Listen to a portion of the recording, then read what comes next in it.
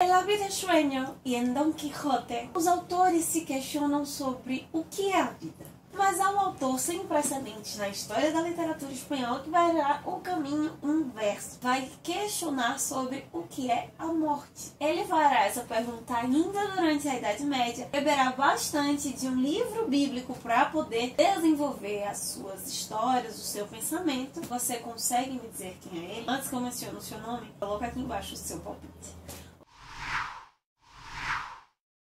O que temos para hoje, Sanchos e Dulcineias? Eu sou a Larissa Bertolino. Você está no canal Uma Garota Quixotesca, onde nós tratamos de literatura, sempre partindo de pressupostos, temáticas e ideias do nosso queridíssimo Dom Quixote de La Mancha. E neste mês de março, todas as segundas-feiras, antes da última, claro, nós estaremos aproveitando para apresentar textos a mais, livros a mais, nessa nossa viagem no tempo pela história da literatura espanhola. Lembrando que na última segunda-feira, dia 27, a gente se encontra aqui para lançar a próxima jornada de leitura conjunta para o mês de abril. Na última quarta-feira, eu comecei então a jornada pela Idade Média com o Conde Lucanor, uma das obras mais relevantes desse período. No mês passado, em fevereiro, nós vimos o período escriturístico, né? Um período de formação ainda da literatura, da língua espanhola. Mas, se tratando de Idade Média, é muito tempo, são praticamente 10 séculos, com movimentos diferentes, com tipos literários diferentes, com formatos diferentes. Não se limita apenas às poesias de amor e às novelas de cavalaria, tá? Então, por isso, eu acabei escolhendo um dos períodos mais relevantes na Idade Média, que é o humanismo. Tem as obras hispânicas talvez mais relevantes da Idade Média também, para irmos preparando esse nosso caminho, esse período de transição, para chegarmos no Renascimento e no Barroco, o nosso queridíssimo Don Quixote. É inegável que durante a Idade Média nós temos um poder, uma influência da religião muito forte. E o texto de hoje acaba remetendo a outro texto, ou até mesmo a uma temática bíblica, que não é vista muito nesse período, pelo menos não por essa perspectiva, apesar de ser algo bem recorrente durante a Idade Média, pelos mais diversos motivos, que é a morte, mas junto com ela, a reflexão sobre a fugacidade da vida. Na Bíblia, no livro de Eclesiastes, no capítulo 5, verso 15, nós vamos encontrar o seguinte texto que eu aproveito, já que estamos falando de literatura espanhola, e vou ler para você na minha versão da Bíblia de la Reina Valera. Como salió del vientre de su madre, desnudo, así vuelve, yéndose tal como vino, y nada tiene de su trabajo para llevar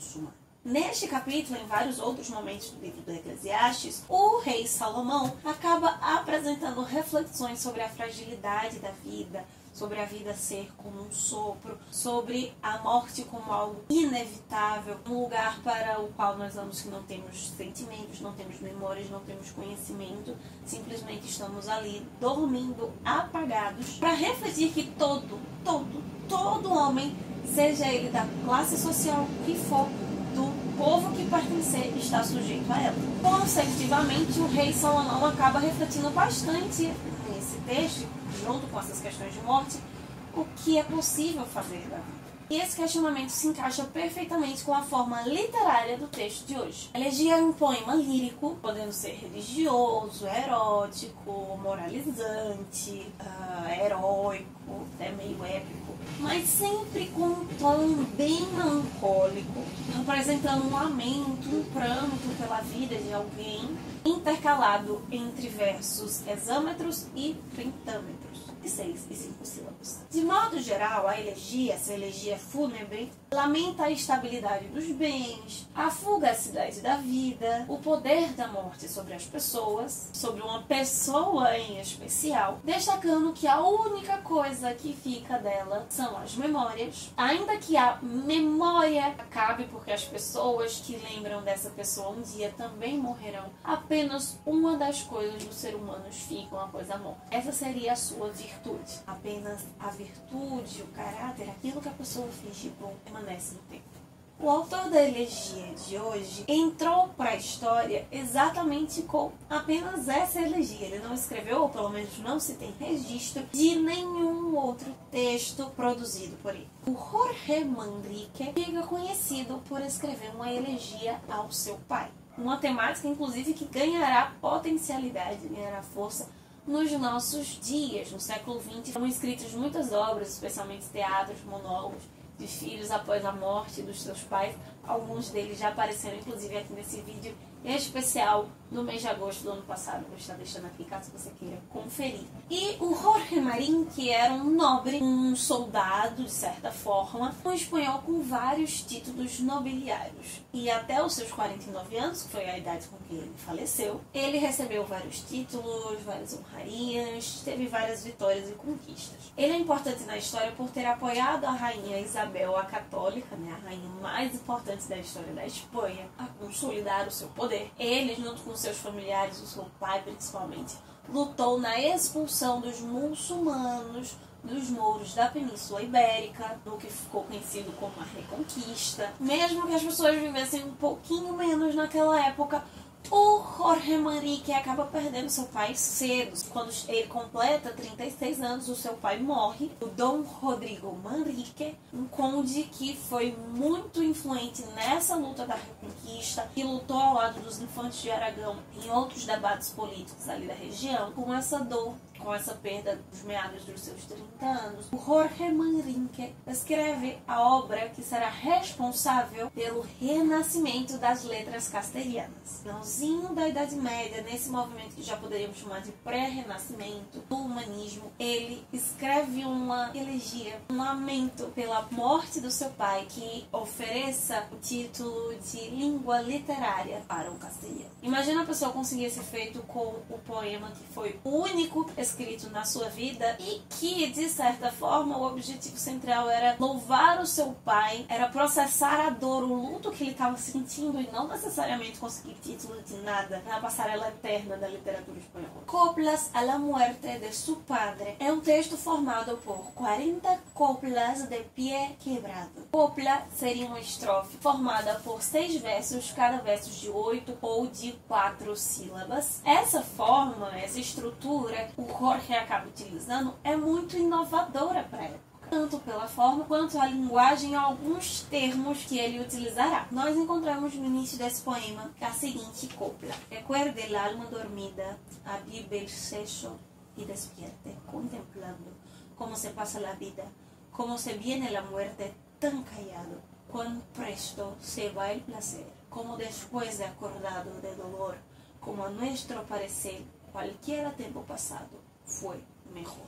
E entendendo isso, que qualquer período antes dessa dor, porque o seu pai estava vivo, teria sido melhor, justamente pela existência desse homem, ele começa então a relembrar memórias, feitos do seu pai, tanto pensando no período histórico como um guerreiro e cidadão valoroso daquela sociedade, como um cavalheiro que era, mas como seu pai, e já treinando um pouco de como o indivíduo iria ser visto nesse início de modernidade, também enxergando como uma pessoa, como quem foi Dom Rodrigo. Nesta nostalgia e tristeza, Manrique apresenta nas primeiras 14 coplas uma reflexão parecida a essa que nós encontramos no livro de Eclesiastes. Ele apresenta a vida como uma espécie de caminho, tentando mostrar como ela, no final das contas, é vã, é extremamente fugaz. E no humanismo, se o homem passa agora a ser o centro do universo, mas ainda assim Deus não é colocado de lado, né? Deus faz parte disso, foi Deus que criou esse homem que é o centro do universo.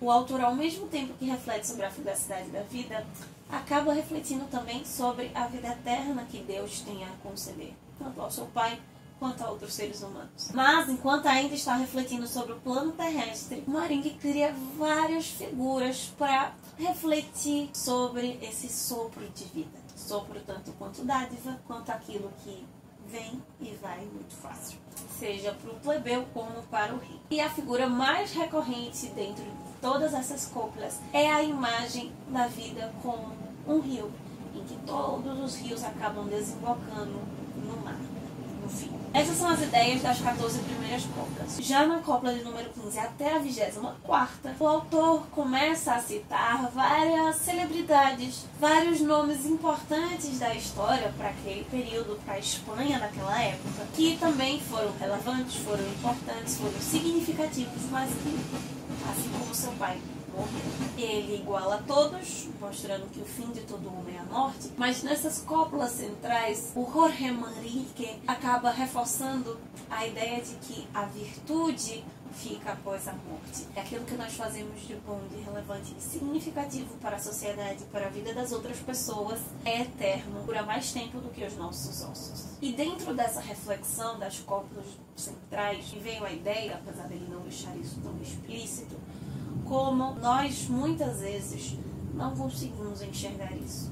Mesmo que nós amemos, que nós admiremos, que nós entendamos toda a perfeição e todas as coisas boas daquela pessoa que está indo, deixou, nós não conseguimos valorizar isso porque ficamos cegos pela dor do luto. E nas cópulas finais, da 25 até a última, o Jorge Manrique vai falar diretamente sobre o seu pai, Dom Rodrigo Manrique. A admiração do eu lírico nessa parte final pelo seu pai, o seu herói, mas acaba nos chamando, de certa forma, a um cuidado para nós não valorizarmos as pessoas apenas quando elas morrem, ou canonizarmos pessoas que em vida não foram tão boas assim só porque agora elas estão mortas. Ao mesmo tempo que, e aí uma leitura bem minha em cima de alguns pontos que ele apresenta, não tratar esse assunto como algo estanque, bom demais, ruim demais, porque seres humanos são complexos. E cada um de nós temos experiências diferentes no mesmo indivíduo.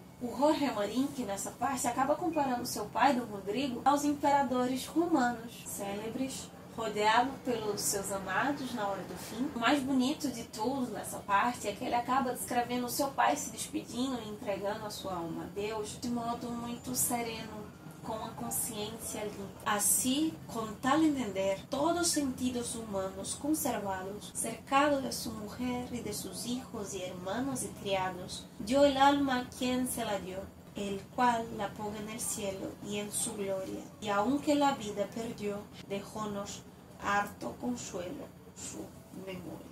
Dentro de uma tradição, de uma visão de mundo católica, o Jorge Manrique acaba, claro, acreditando que o seu pai está no plano melhor, que o seu pai, inclusive, está no céu, no paraíso. Mesmo que eu, teologicamente, não concorde com essa perspectiva dele, é muito bonita essa ideia que ele apresenta desse homem partindo com leveza, com seriedade, com tranquilidade na consciência e passando isso para os seus filhos, para as pessoas que o amam e estão ao seu redor. Então, Jorge utiliza dentro do seu texto, de certa forma, então, ideias dessa tradição clássica resgatada no humanismo, né? Mais especificamente ideias de Horácio, da vida do corpo, da vida da fama e, por fim, da vida na eternidade, para tratar sobre essa dignidade humana. Tanto a dignidade de quem parte, quanto da dignidade de quem fica, de tentar lidar com isso, por mais que seja doloroso, que cada um lide ao seu modo, a necessidade de ter benevolência, de ter um olhar mais humano, mais cuidadoso para esse luto, para essa perda. Aqui mais propriamente voltado sim para a perda através da morte, mas para os lutos que nós temos ao longo das nossas vidas, pensando nesses 3 tipos de vida distintas que temos, ou que Horácio levanta. Por isso até lembrei novamente do texto já citado aqui esse ano da Adélia Prado, o que na memória fica eterno, e essa é uma espécie de tributo ao seu pai, a Dom Rodrigo. Eu, nessa semana especificamente, queria estender ao meu Rodrigo. Por mais doloroso, por mais triste, por mais que a gente tente tirar isso de nós, dessa dor que nós sentimos pelas nossas limitações humanas, essa dor ela existe porque houve o amor, porque há a memória desse amor. E por mais que eu não acredite na vida eterna, que esse texto pensa aqui na perspectiva que esse texto pensa, ela existirá. Enquanto ela não chega, a memória vai permitindo com que essa vida siga de alguma forma. Esse texto reflete mudanças, divisões, uma sociedade em evolução, em transições naquela época. E que nessa nossa sociedade de hoje também tão alterada, com tantos conflitos, com tantas mudanças, nós possamos valorizar que nós amamos ainda em vida e tratar com carinho e dignidade a memória daqueles que se foram. Então é isso, meus queridos cavaleiros andantes. Essa é a nossa sugestão de outro clássico, um clássico tão necessário para os nossos dias, da literatura espanhola. Se nós estamos, então, saindo da Idade Média, entrando no Renascimento, me conta aqui embaixo quais são os próximos textos que você acha que vão aparecer por aqui. Nós nos encontramos durante essa semana ainda lá no @garota_quixotesca no Instagram. Temos o encontro nos outros dias dessa semana. Lembrando, durante as segundas também, nós continuamos sempre segundas, quartas e sextas, às 11 horas da manhã, que possamos sair da biblioteca e ver muito além dos banhos de